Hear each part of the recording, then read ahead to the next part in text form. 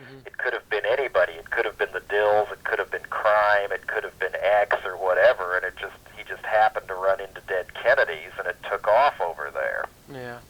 And otherwise, yeah, it went very up and down for the band, both emotionally with each other and in many other ways. Yeah. Again, it sounds kind of generic, but was there any record in particular that was one of your favorites, or is all your material on an equal basis? I think my personal favorites are Frankenchrist and the early singles that Geza X produced. Mm-hmm. Okay, the No More Censorship Fund, which helped raise money for your problems there, is that still carrying out a purpose? Yeah, we were able to pay off the legal expenses for the 5 defendants about 9 months after the trial, Mm-hmm. the Frankenchrist trial ended. Mm-hmm. And then after that, No More Censorship decided to continue as a low-profile political and information organization, volunteer time permitting. We still publish detailed fact sheets about censorship and who's paying for it and why. And hopefully a new one will be out in time to insert in my I Blow Minds for a Living album. Mm-hmm. And otherwise, people who are researching censorship for papers and just want to know more and what's going on in their community and what they can do are welcome to write any time. Yeah, can we have the address? Same as on the back of the record. You got it. Okay. Before being overshadowed by You address it separately. I don't write alternative tentacles for censorship information because we divide all that up and send it over to the No More Censorship people. You got it. Okay. Before being overshadowed by the Persian Gulf, the censorship stench that's hit this country. What enlighten us with your views on what we can be doing and what we aren't doing. That's about a 2-hour thing, Yeah. which you could best get off of the High Priest of Harmful Matter album, Mm-hmm. which hopefully you have or can get, especially at the very end. But I think censorship and the military-industrial war machine are very much connected. It'll be much harder to get the word out about what's really going on over there because unlike Vietnam, a lot of the different media outlets that exposed how horrible that war was are now owned by conservative corporations who have a financial interest in a no-win war that goes on for years in the Persian Gulf. Watch NBC News. Well, it's worth watching NBC News while keeping in mind that NBC is owned by General Electric, one of the world's largest arms and nuclear power component manufacturers. Watch NBC News with that in mind and see how they slant things. And the same with ABC is owned by Cap Cities Industries. CBS is owned by Lowe's Incorporated, who also owns a tobacco company. On top of that, to prevent a full-scale anti-war uprising, the Bush administration has some pretty smelly rules about how the media can cover the war. They can't interview or photograph wounded soldiers, and the military has to review and approve all printed and video releases. They can't show interviews or visual imagery of a patient's undergoing psychiatric treatment or patients suffering from disfigurement like from bombs and things or undergoing plastic surgery, and you can't show anybody in agony and severe shock. In other words, a nice, happy cartoon war that people are more likely to fall for. It's also been reported in the San Francisco Examiner, SF Weekly, The Nation, and other places that Bush lied like fuck about the body count in Panama. It wasn't 24 Americans dead and 200 Panamanians, which is pretty outrageous by itself. It was 240 Americans and 2,000 to 5,000 Panamanians dead and buried Auschwitz-style in mass graves by American soldiers. Many of the Panamanians were killed when the stealth bomber misfired into rich neighborhoods and leveled them. Yes, the $800 million Batman plane can't even shoot straight. So I think on top of deliberately withholding information that would influence more people to oppose the Gulf War, I think they're also trying to cut the leadership of the anti-war movement off at the head.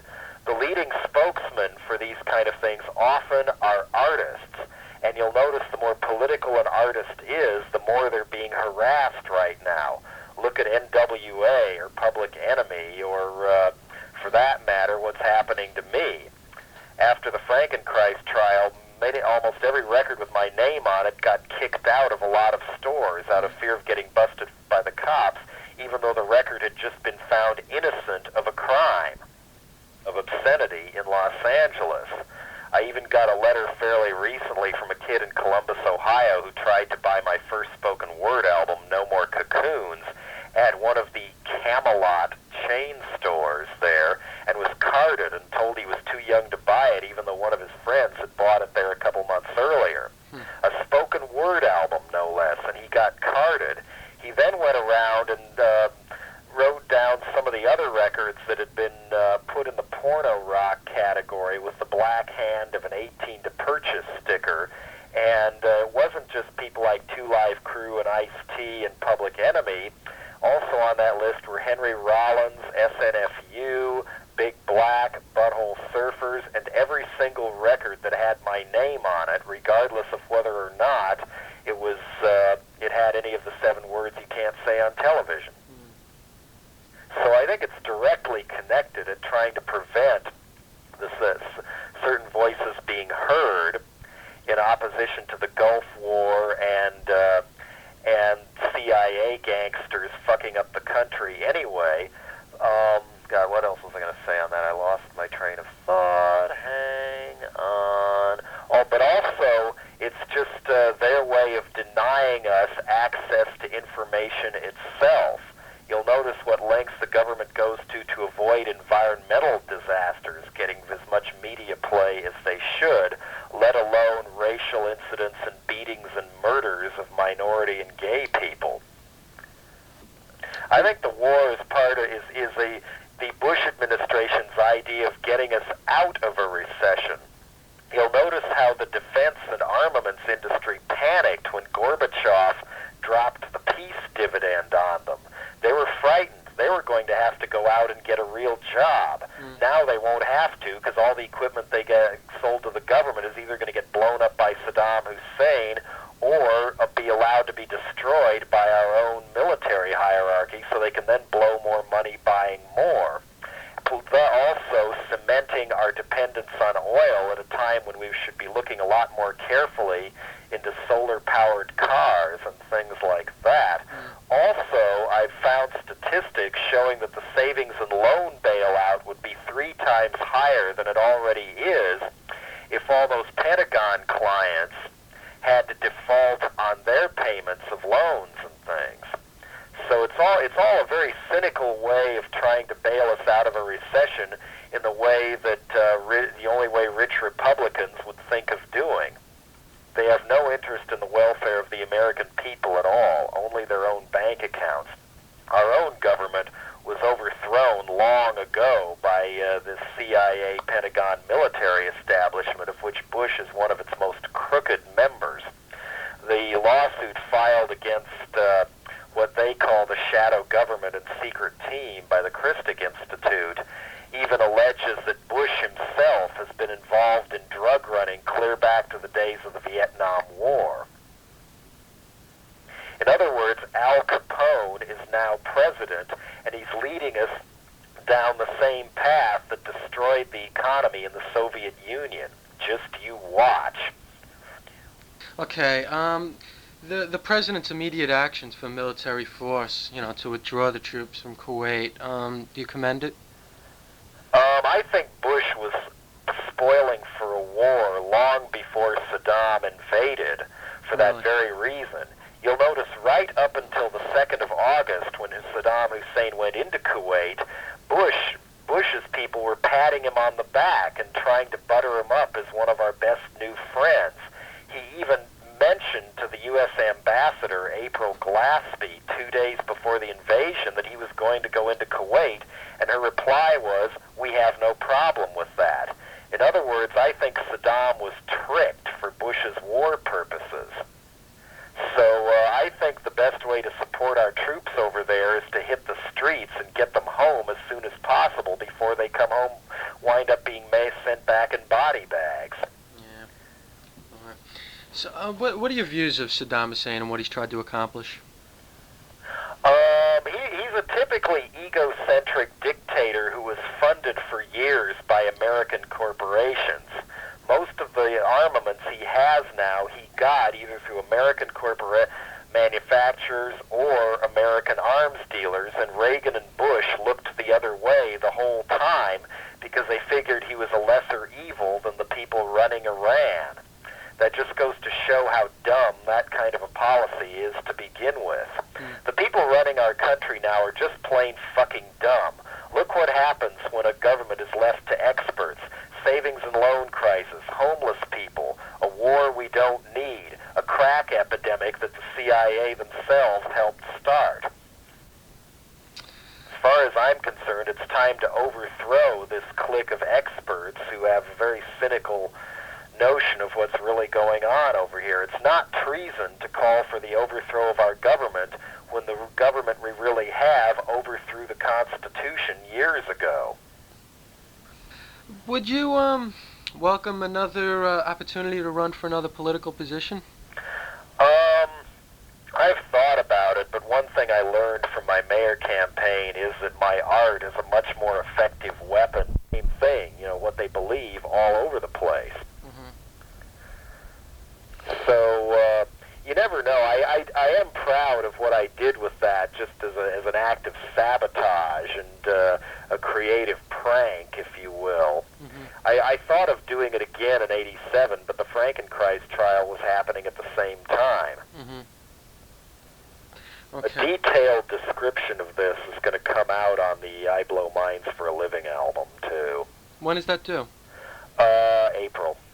Good. Okay. I'll go back into the studio and keep editing it tomorrow, whether I'm still sick or not. Yeah. Okay. Getting back to the industry, the music industry, what vital areas or artists in the industry have disappointed you in regard to their help in supporting some of our problems in the industry? I guess the censorship, but there's others besides that. The reason the PMRC and the Christians the anti-rock Christians got so strong is because the record companies didn't do a damn thing to fight back. Exactly. They tried to gag their artists, the major labels, I should say, tried to gag their artists from speaking out against censorship. They did not go to bat for record stores and chains that were being under attack by local cultural vigilante groups. They could have sent some of their big artists to do in-stores at these places as a way of standing up for the record stores and supporting freedom of speech, but instead they chose to work under the table with Tipper Gore's husband, no less, to cooperate with the far right in hopes that Senator Gore and his colleague, Senator Gore and his fellow idiots would pass a big tax on blank cassette tapes and on double-deck boom boxes and give this money directly to the big-time record industry. This is why I put my own records out. I don't want some jackass in a satin baseball jacket telling me what I can say in my lyrics, how loud the guitars can sound, or what I can put on my record covers. I don't want to have some airbrushed photo of my ugly face of me in a flannel shirt standing in a field looking confused. Fuck that shit. I'm tired of boring records. The minute I see a record is on a major label, I hardly ever buy it. That's a dead giveaway that it's something stupid. Or that's usually a dead giveaway that it's something stupid. Yeah. Conversely, who do you see is at least putting forth an effort to help our cause? Any companies or individuals in particular? There's all kinds of groups trying to work on it. There's Parents for Rock and Rap out of Chicago, which is a group trying to fight back against the PMRC at a parental level. Okay. And There's also Rock and Roll Confidential, a magazine that everybody should read, whether or not you agree with some of their personal politics. And I could go get their address if you want. You want me to go get my Yeah, please. because it's sitting right on my desk right now, so I don't have to hunt very long. What do we got here? Where are we? Okay, Rock and Roll Confidential, Box 341305, Los Angeles, California, 90034. $24 a year, and they accept contributions, particularly reports on, ugly little concert cancellations and censorship attacks on stores and things in your area. I know Spin has been trying to do things. I think the heavy metal community could do a fuck of a lot more than they're doing.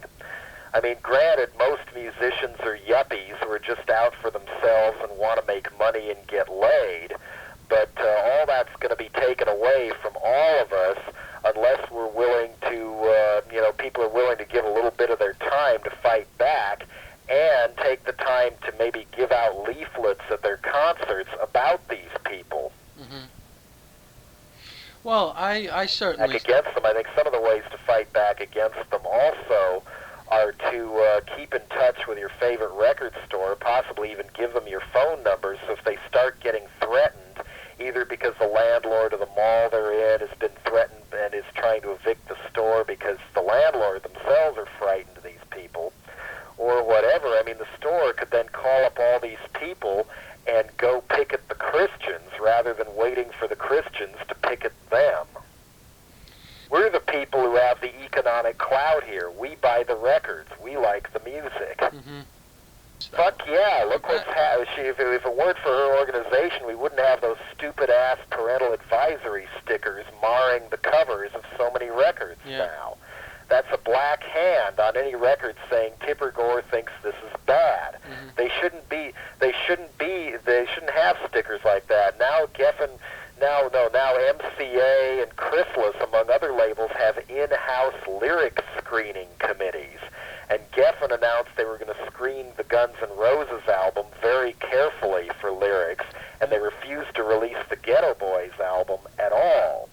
This is the kind of danger, this is the kind of fallout where an artist now has to think twice about what they're going to say for fear of either having to re-record the song or, worse yet, lose their contract. And any time an artist has to think twice about what they're going to say out of fear of losing their right to make a living or whatever, then that in itself is censorship. The PMRC and Tipper Gore and Susan Baker in particular are also tied in with very right-wing fundamentalist hate groups. Rock and Roll Confidential has linked them to Pat Robertson's organization. They are also connected with Phyllis Schlafly's Eagle Forum, the ones who are trying to get sex education knocked out of public schools and abortions banned and condom machines taken away from university campuses, and of course people forced to do fundamentalist Christian prayers in public schools and not allowed to study Darwin's evolution. These are the people the PMRC are hooked in with. Susan Baker also sits on the board of Focus on the Family, who have replaced the Moral Majority as the most powerful behind-the-scenes fundamentalist Christian hate group. They are very bigoted people. They're even trying to crack down on The Simpsons because they don't like the content of that show and they don't want to allow the rest of us to see it. A real concerned parent would not only say no to Tipper Gore, she'd say fuck you to Tipper Gore and help support people like Parents for Rock and Rap and the freedom of speech that goes with it. If I were a parent and my kid brought home something I felt really was offensive, like a war toy or one of these songs that details beating up women or raping people or something like that, I wouldn't just take the record away and be a chicken shit and call the cops and try to have the artist arrested or go running for my Tipper Gore book to find out how to treat my own kid. No, my kid is not the enemy. The kid is something you're supposed to love, right? So what you do is you sit down with your kid and say, okay, you went out and spent your own money on this thing. Why? What do you see in it? Why do you like it? How do you think the woman in this song would feel if somebody did that, was doing that to them? This is a great opportunity for parents to sit down and communicate with their kids about the facts of life rather than cover it all up. So I think the PMRC in particular is a great enemy of family togetherness and communication for this reason. They urge parents to treat kid as a subversive enemy. I mean, what's wrong with smoking a couple of joints? It's a hell of a lot less corrosive than many psychiatric prescription drugs. I think, isn't it something like 100 times more people died from alcohol-related deaths every year than from all other kinds of drugs combined? Yeah. If we want to get serious about drug abuse, we have to look at alcohol and smoking.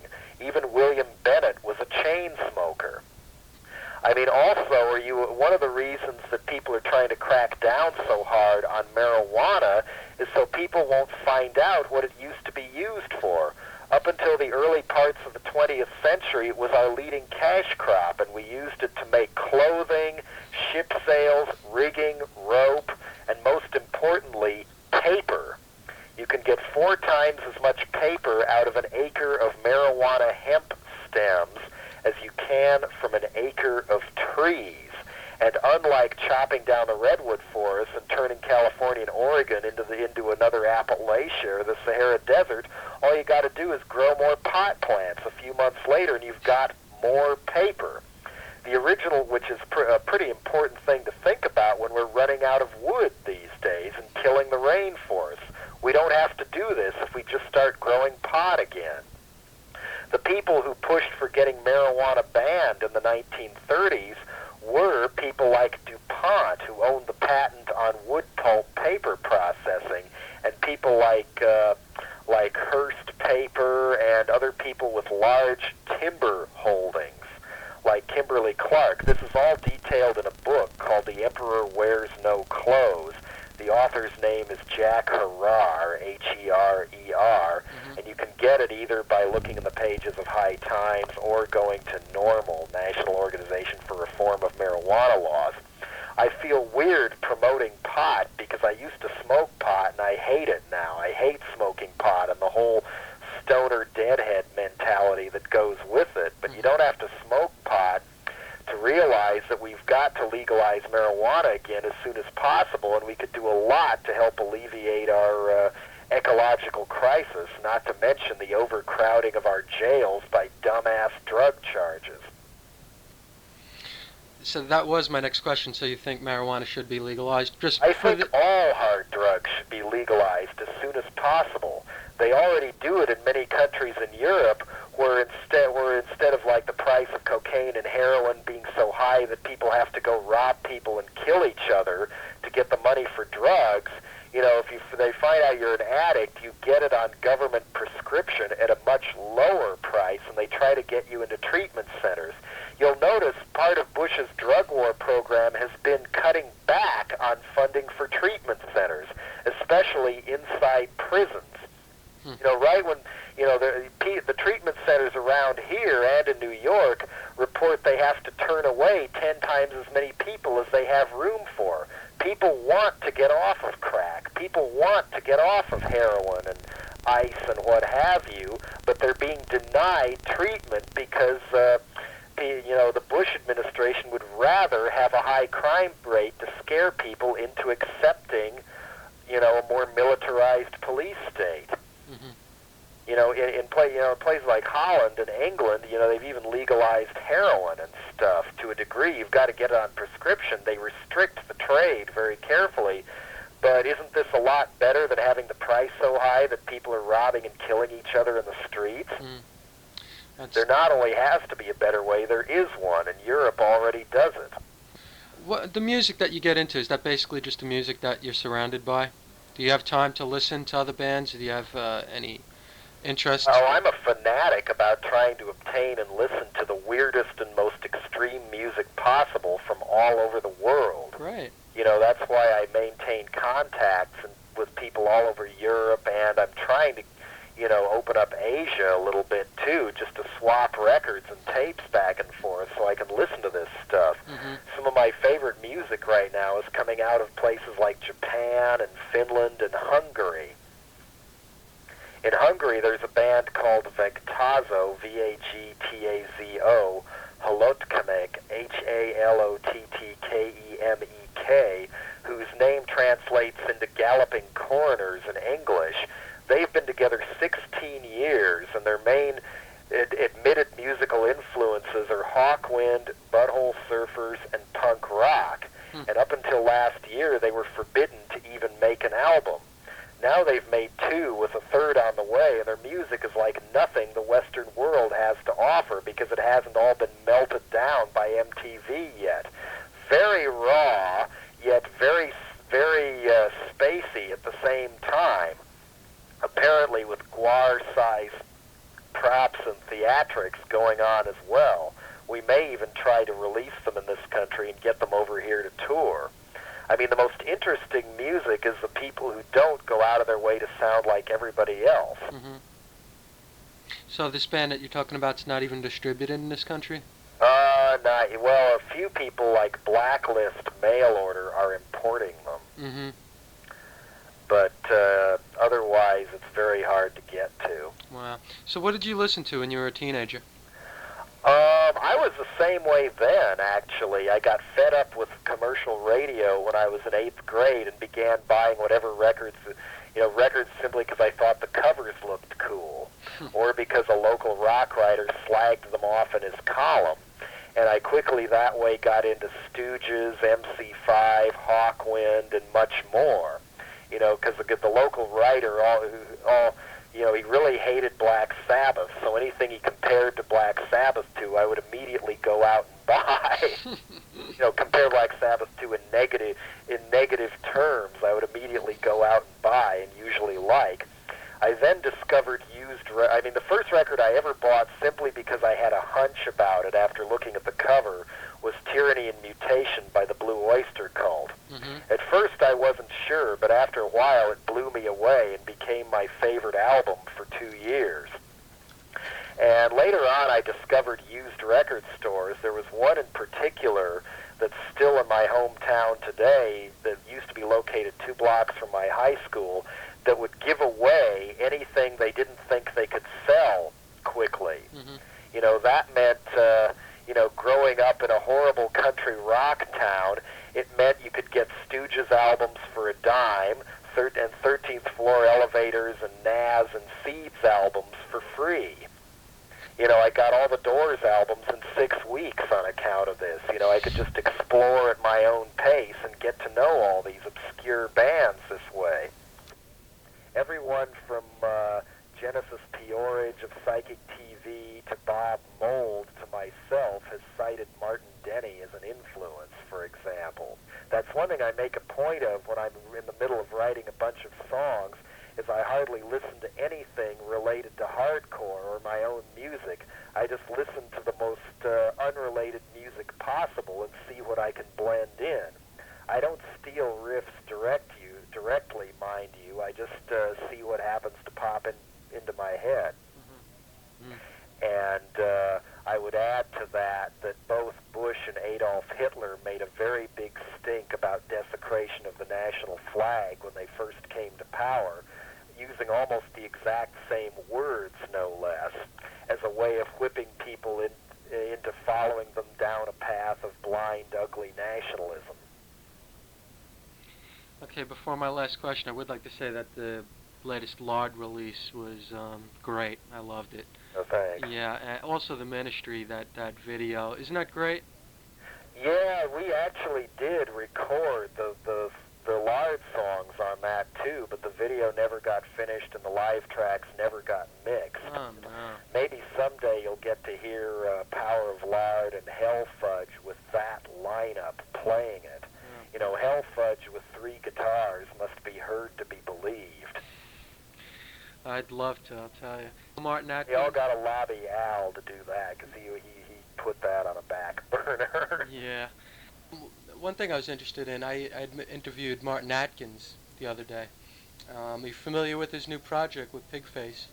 All I've heard about is Al's story of having a run-in with Steve Albini and walking out of the project. That's all I know. Al, Martin said he was going to get a tape to me, but he never has. yeah, I just got a rough mix of dub from it. It's not really out yet. But okay, Jello, I must say it was a pleasure, and I'd like to send you our current issue just to see what we're about. Yeah, that would have helped before I did the interview. Yeah, I had sent one to Greg. I thought he'd given to you by now. I'll make sure to send out another. But once again, it was a pleasure. This issue will be published in March, and Okay. good luck. Actually, another band I might say to watch out for. Yeah, certainly. Still on. I got a tape of an unreleased album by a band from Yugoslavia, of all places, called Strelnikov. How do you spell that? I'm not sure, because Okay. it was two different ways on the tape. Okay. Strelnikov or Koff, one of the two. And believe it or not, even with their recording technology, they may have pulled off the best blend of hardcore and noise and dance floor production this side of Ministry. They even have a sax player in there, and it works. You know, I was just totally blown away by them. So you're going to continue working with Alan Jorgensen? Time and interest permitting. He's made noises about wanting to do a lard tour, but we both have so many other things cooking on our own. I'm not sure when and if it'll ever happen. Please do it. Do it. That would be good to. That would be good to see. I remember seeing Dead Kennedys back in '83. It was one of my most enjoyable shows. And where'd you see it? The Ritz. Oh yeah, that was '85. If it Wait a was the minute. Ritz. Let's see. I was out of school 2 years, '83, '84. Yeah. Yeah, that was a Frankenchrist tour. That would have been '85. Yeah. Yeah. Yeah, we'll see. I mean, I got to get myself back into that kind of physical condition if I'm going to pull off a tour. And being this is off the record now. Mm-hmm. And being 5 years older, I got to work that much harder to get that back together. And I would like to have my own thing going again. I just haven't had time to unplug the phone. This can be back on the record now. Hopefully after the April Spoken Word tour and the Tumor Circus album, I can unplug the phone and hide and write some more new songs, and maybe this time it'll be my own band, but I'm not sure yet. I just want to write the songs first. I haven't had a chance to just go for months on end just doing nothing but writing since '85, and that last binge brought us both the Frankenchrist and Bedtime for Democracy albums, plus another set of tunes. It was supposed to be another Dead Kennedys album, but it never got recorded because we broke up. It would have been more in like the Dirge Flipper vein, a complete DK departure, but that was kind of where we were at, was to keep people guessing. Yeah. Some of those songs may resurface and some of them may not, I don't know. But that's what I'm up to. Okay. Yeah. I was going to ask what the other members, if you keep in touch with them at all, the rest of the members from the. Let's see. Klaus is working on a new solo album and plays in a folk trio called 5 Year Plan. DH has a new band going in L.A., but he doesn't have a name for it yet. He called me up wanting my names for bands list 2 days ago. And Ray has a band that he's kind of described. It's much more mainstream. It's called, what are they called? Scrapyard. Oh, yeah. Yeah, I've heard of that. All right. Once again, Jello, it was a pleasure, and enjoy yourself tonight, and good luck with your present endeavors. Thanks. All right. You take care now. Bye. Bye-bye.